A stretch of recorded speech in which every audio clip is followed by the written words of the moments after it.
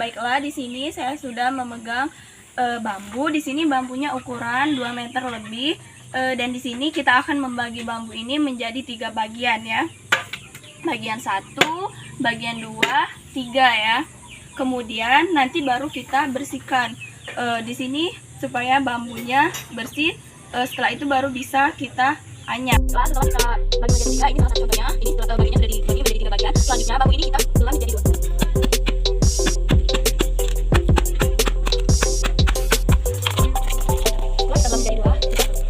Terlebih dahulu kita bersihkan karena jika tidak kita bersihkan bagian ininya bisa melukai tangan kita.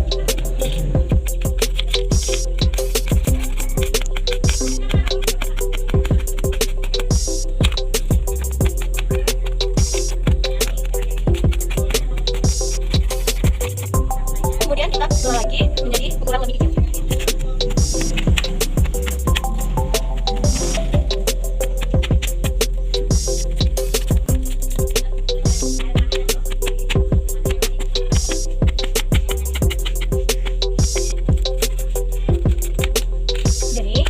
Ambil itu bagian dari putih bersih dari bambu. Setelah kita setrika, kemudian bambu ini bisa kita bersihkan kembali, yaitu seperti video yang ada di seperti PPT saya kemarin. Ini dibersihkan terlebih dahulu menggunakan alat pembersih seperti ikan, kemudian dengan sabun.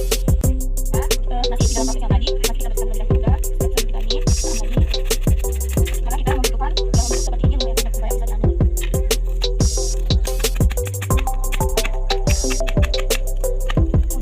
Ini kita potong.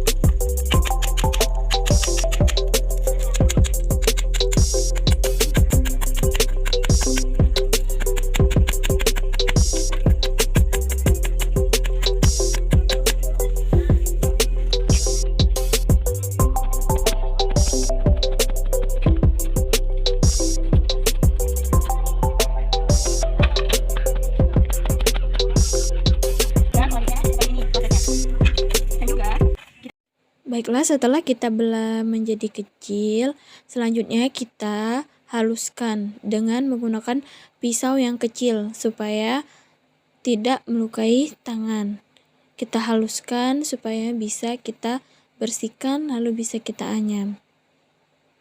Baiklah, setelah kita belah menjadi kecil, selanjutnya kita haluskan dengan menggunakan pisau yang kecil supaya tidak melukai tangan.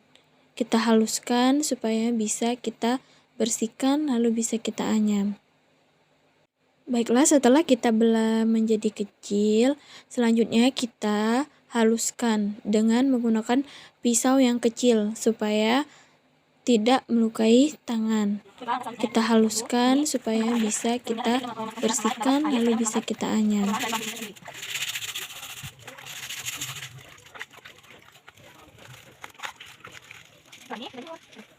Baiklah, setelah dibersihkan, kita cuci, lalu kita jemur supaya kita mudah untuk menganyamnya. Dan jangan lupa kita jemur di tempat yang panas supaya cepat kering ya.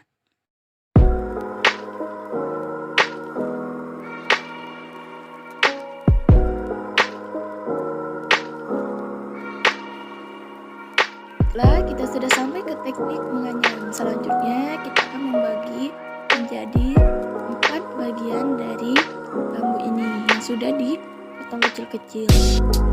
Kemudian kita akan menyelipkan silang ke 4 bagian ini. Setelah kita selipkan 4 bagian ini, kita akan memasukkannya kembali kepada 2. Setelah kita bagi menjadi bagian 4 tadi, kemudian kita teknik menganyamnya yaitu dengan menyilangkan ke dua bagian dari 4 yang sudah saya siapkan tadi. Kemudian kita silangkan, kemudian keluarkan kembali, tetapi menyilang.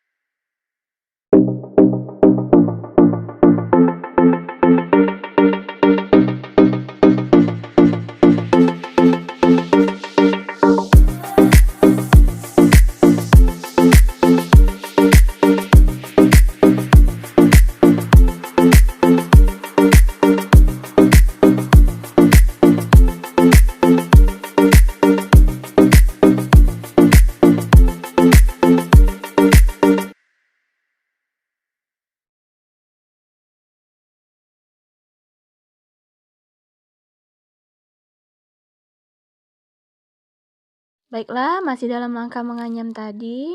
Selanjutnya ini kita menganyam dari atas, yaitu kita menyelipkan bagian ke bagian sesuai dengan yang sudah kita buat.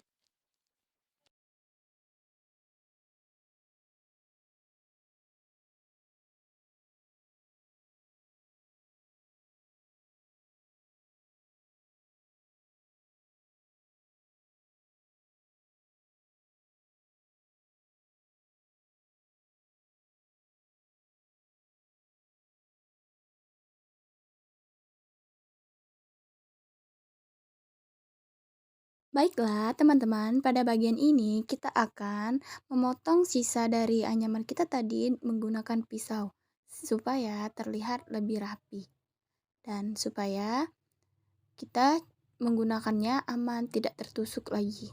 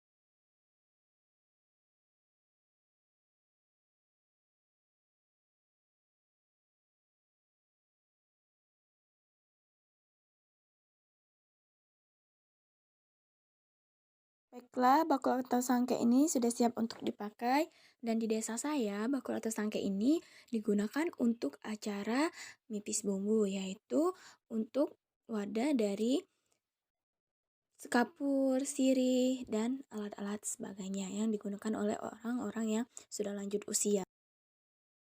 Baiklah teman-teman, selesai menyaksikan tata cara pembuatan bakul, silakan teman-teman menyaksikan desa saya. Saya tinggal di Desa Paldas, Kecamatan Rantau Bayur, Kabupaten Banyuasin. Di sini para penduduk kami masih bekerjaan nelayan, petani, dan pesawat. Dan di sini kami mempunyai cukup luas sungai, yaitu digunakan untuk para nelayan mencari ikan. Dan di sini kami setiap tahunnya lumayan banyak menghasilkan ikan. Dan ikan tersebut baru dijual ke luar.